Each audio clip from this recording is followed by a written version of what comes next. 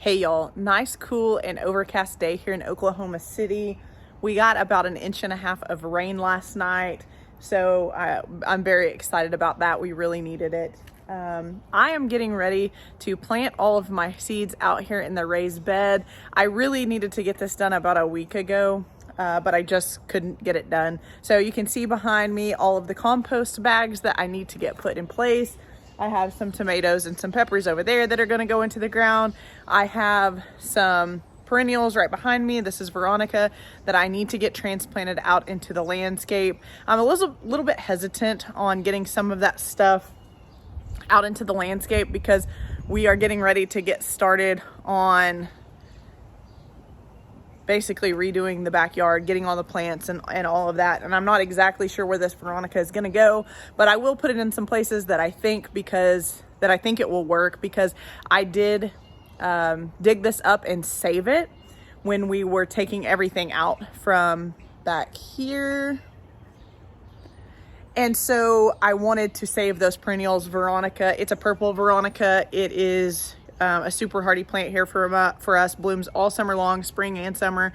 And so I wanted to keep that. And so I'll get that out in the landscape where I think it will work.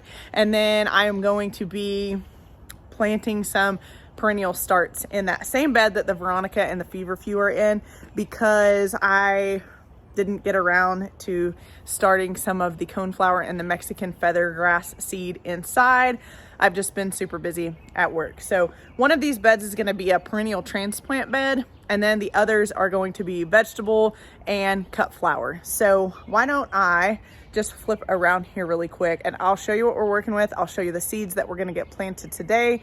I will share with you the instructions for planting on those seeds, whether they recommend direct sow, how deep they need to be sown, germination rates, all of that. So this is one of my favorite projects of the spring, so I'm super excited to get started. Okay, so let's start with the seeds. All of my seeds are either from Eden Brothers or Johnny's. So I'll show you what the Johnny's package looks like. They look like this, but these packages have all the information that you need on them. I do particularly like Eden Brothers because they're all on the front and you don't have to flip it to the back. But I got some Cosmos. I got 2 varieties of Cosmos.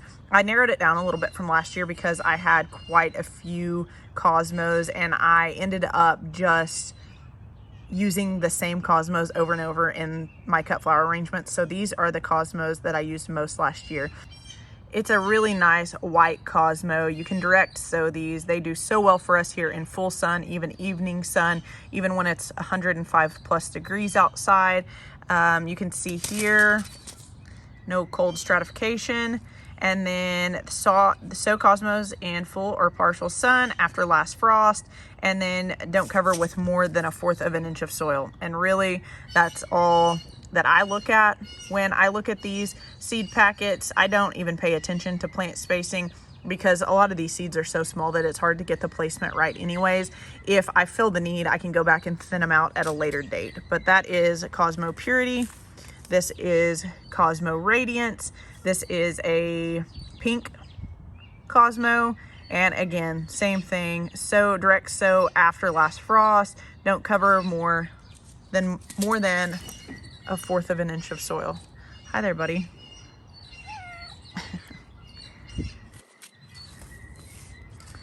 And, well, maybe.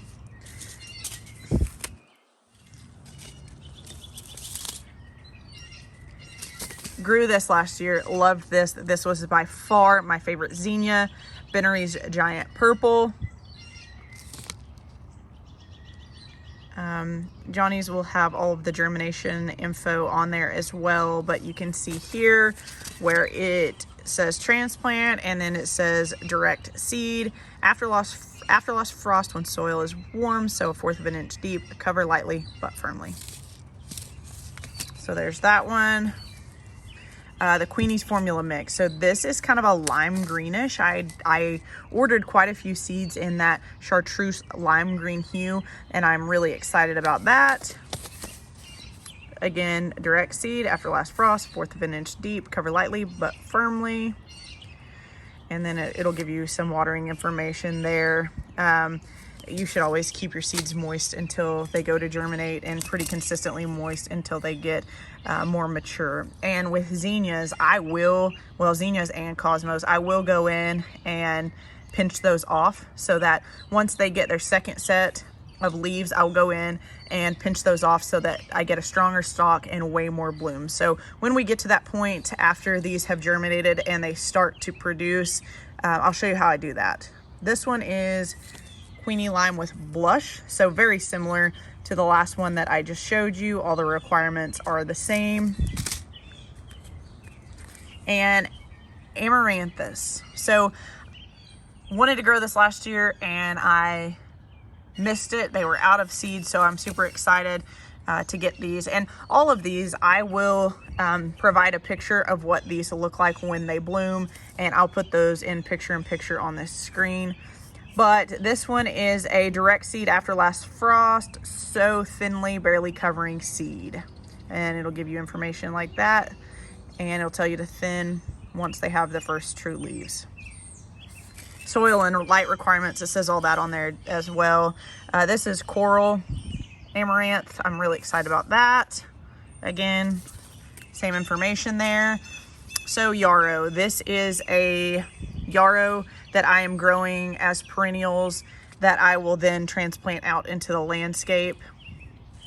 Let's see, it says cold stratify. We're gonna test this out because I am not doing any cold stratification on either the yarrow seeds or, let me see, the Mexican feathergrass or the coneflower. So it does say cold stratification there, you can see that. And then direct sow direct sow the seeds by lightly tossing on the surface of the prepared soil. And then I will show you how I prepare the soil because I'm getting ready to do that. If I could get this guy out of the video.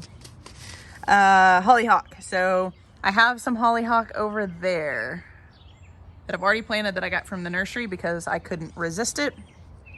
This is Summer Carnival. Cold stratification, no. It's a purple yellowish color. And then this, it'll tell you here, again, 4th of an inch of soil. Sorry, I'm trying to look at this through my camera screen and it gets a little bit tricky, but again, same thing. Clary sage seeds. I will be growing this in the perennial bed as well. And then purple coneflower. So I got a lot of purple coneflower and I will be using that both in the backyard landscape as well as the front, because many of you may remember from last year, I did get a bunch of coneflowers that were supposed to be purple coneflowers from the wholesale nursery and they ended up being white. So I wanted to have plenty of seeds to transplant after they germinate and after they put on some growth to the front and the back. And then of course I have my Wanna Pure tags. So far I really like those. These did really well after the rain. Very clear, didn't smudge. They have a clear protector that goes over the front. And while we're back here, let me actually show you this because the dahlia tubers are starting to come up. You can see one right there, right here, and then one right here. I will be covering all of these beds and then filling some of these with compost. They need a little bit more soil. So I usually top dress with compost before I go to direct sow any of my seeds. Got all my handy dandy tools. I'm going to probably dig these up really quick and lay them out over here in this area so that I have room to work this bed and get the compost put in. I'm going to lightly rake the soil on these 6 beds. So the 2 in the back and the 4 closest to me, I've already prepped those. I've already gone in and weeded those. I did that a couple weeks ago. I've gone in and kind of raked them, but I'm gonna give them a good clean rake really quick. And then I'll get these out and be able to do the same for this bed. But I'll get the soil kind of prepped and then I'll go in and be very careful on the prep.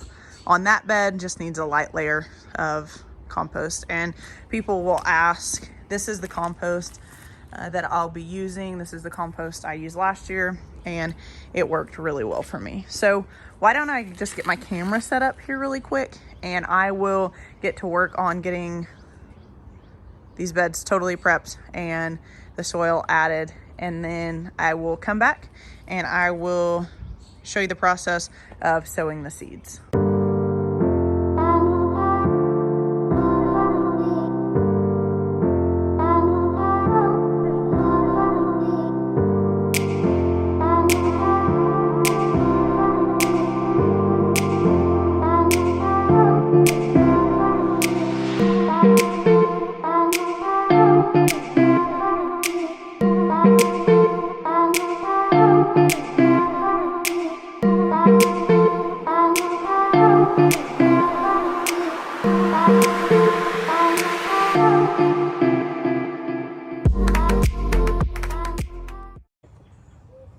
Okay, so let's start with the Clary Sage Pink Sunday.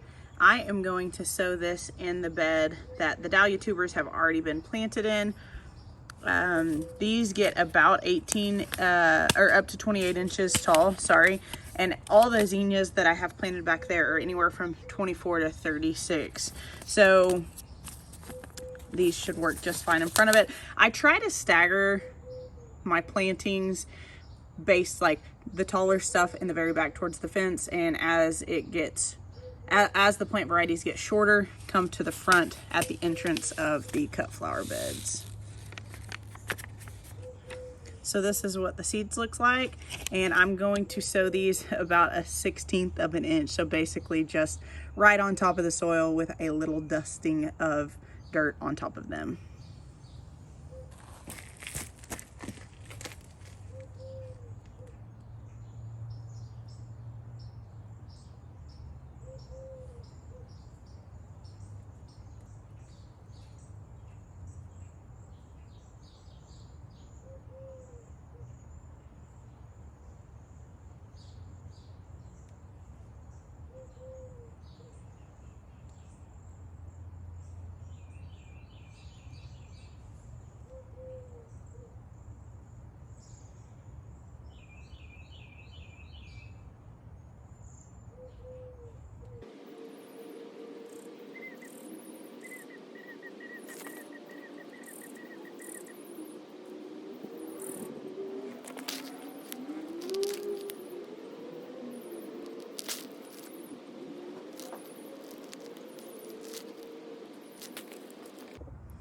Okay, so next are going to be all of the zinnias, Queenie Lime with Blush, the Queenie Lime Mix, and the Bennery's Giant Purple.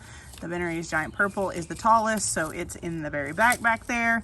And then these two Queenie mixes are roughly the same size. So let's see what this says. It says direct sow 1/4 of an inch deep. So cover lightly but firmly. So we'll do the same thing with these. I'm gonna just scatter them on top of the soil, and then I'm going to bring some more soil and just kind of scatter it over the top. And then on these, I will press firmly into the soil. This is what zinnia seeds look like.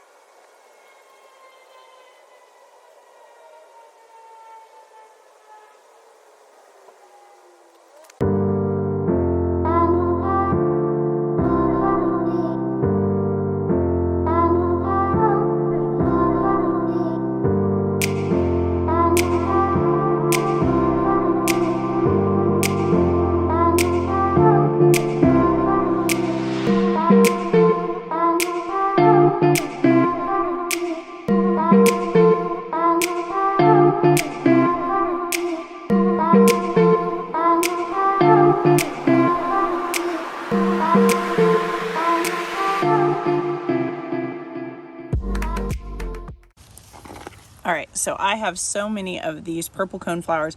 I'm literally going to just sprinkle these over half of this bed, and then I will seed in the front with some of the yarrow, and then I've saved a spot over here in this front quadrant for probably Mexican feathergrass, and I'll actually need some more seeds because I have plenty of room this year to grow some more things. These are plant a 1/4 of an inch deep. Says space 10 to 12. I'm not going to do that. These will get fairly large, 36 to 48 inches tall. But again, I'm just going to scatter them. I'll thin them out as needed. I don't need near as many echinacea as are in this package. It also says cold stratification. So there's some stuff out there that says you don't need to cold stratify cone flowers. Some people say you do. We are going to try not cold stratifying and see what we get.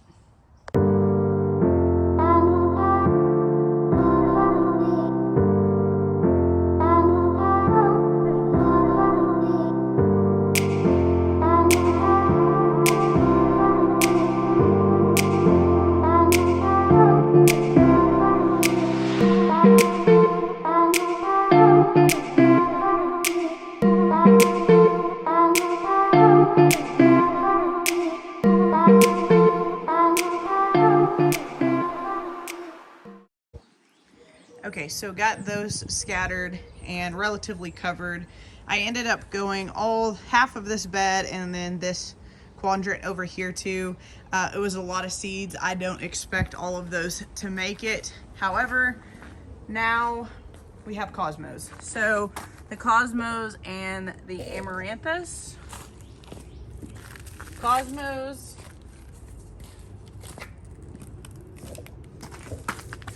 Cosmos plant a 1/4 of an inch deep, and the amaranth plant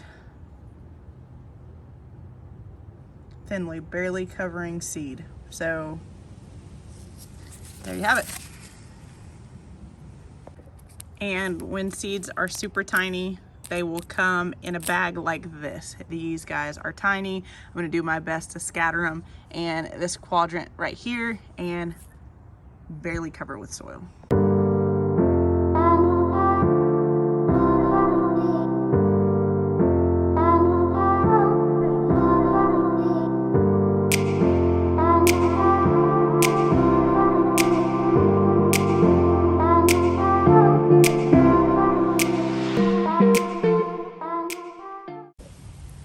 Okay, last set of seeds. This is Hollyhock Summer Carnival. Hollyhock is very easy. It's planted a 1/4 of an inch deep. The seeds are really large. So this shattered double yellow golden hollyhock, that is supposed to get 6 to 8 feet tall. These get roughly 60 inches tall, this variety, which is Summer Carnival. So I feel very comfortable planting these in front of that very large hollyhock variety.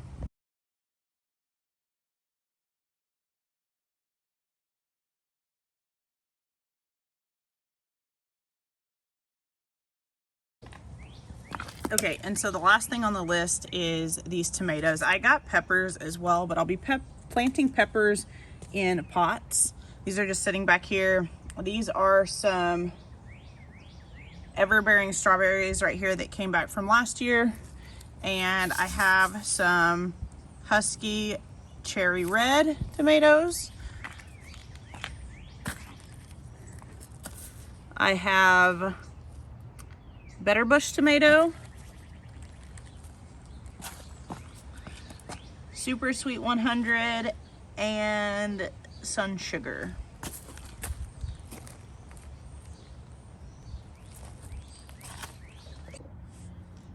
I should also mention that tomatoes are either determinate or indeterminate, and an indeterminate tomato is a vine-like tomato that grows very tall. It produces typically tomatoes all season long. Determinate is more of a bush-like tomato plant, and it will typically produce all of its fruit at one time. So you get like one big harvest, and then it's done. And then indeterminate, you can kind of harvest all season long. But what else I am going to show you on these tomatoes is what I will do is I will pull these out of their container, and I will bury this tomato in the ground up to about right there. I'll pull all these leaves off at the bottom and then bury the tomatoes. So the tomatoes will grow roots on the stems that are buried, and it just helps for a stronger, sturdier plant. So buried about 2/3 deep. And the most planting instructions on your tomatoes will say something like that. Let's see if this one does. Yep, so bury 2/3 of the plant. So anyways, let's just get these planted really quick, and I'm gonna get some tomato tone on these as well. Okay, got the tomato tone. I'll sprinkle that in the hole and bury these plants 2/3 deep. I'm going to plant the bush style tomatoes, the determinate tomatoes, down on this end, just so the vine is not all in the walkway area. And then I have some cages for the indeterminates.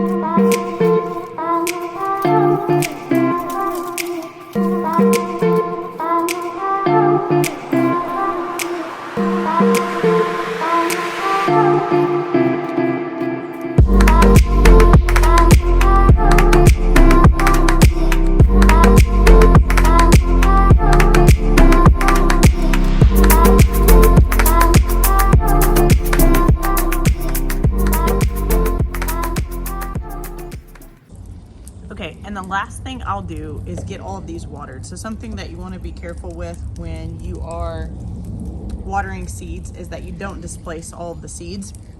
What I like to do is get a honestly, the cheaper it is, the better it works in my opinion for this. But I'll put it on flat, I'll turn it full blast, and you can see it's just a really fine mist. And I'll go over the beds like that so that it doesn't displace the seeds.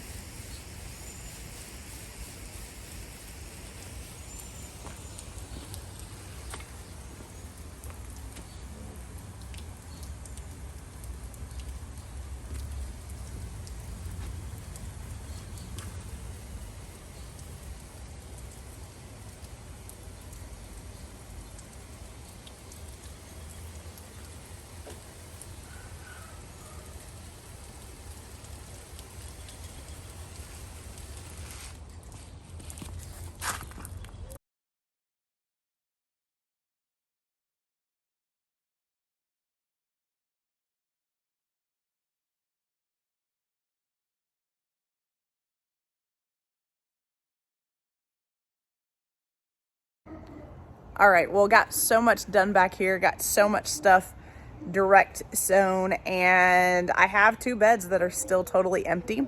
And so I have to decide what I'm going to plant in those. I had just ordered some nasturtium, and I think I'll probably just kind of browse some seeds on Eden's and Johnny's tonight and see what I can come up with. But I want to get those other 2 beds totally full. So as of right now, we have 1, 2, 3, 4, 5, 6 beds that are totally full. And then I just need to get 2 more done. So we'll have so many more cut flowers this season. I'm so excited about that. But let me just flip out around my camera and I'll show you kind of what it looks like back here all seeded. All right, so this is an empty bed and that is an empty bed. I'm still waiting. Tommy's coming home from work and he's gonna bring a little bit more soil for that. And then Alex and his team still have to lower that. They have to come back and do that. They've got some sprinkler stuff up front that needs to be done as well, but got all of these watered in. I'll come out here. So I just watered them in now, and then I'll come out here tomorrow. Probably I'll come on my lunch break and I'll water them. So I used to really stress about, you know, planting the seeds exactly how it said on the package, and I just really don't do that anymore. I care more about keeping the seeds and the soil moist.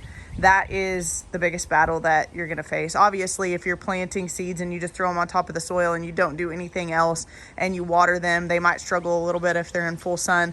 But if you plant them semi-right, they're going to produce typically, and your biggest battle is just keeping them moist. So you might also notice that this back half of the bed is not watered. So those are the dahlias that I've already planted. Those have been watered a couple times and it rained last night. Although I do see growth coming up, it is still a risk that the tubers could rot if the soil stays too moist. So I didn't water the dahlias there. Got the hollyhocks planted. The new hollyhock seeds are all in front here. Got the tomatoes planted. I need to get another one of these cages. This is just something that I had laying over there, this end one right here. So I'll get another cage that matches. And then over here, we got the amaranthus and the cosmos done. And then I still need a little bit more soil for this bed over here. I kind of used some of the soil to sprinkle on top some of the lightly covered seeds in these other beds.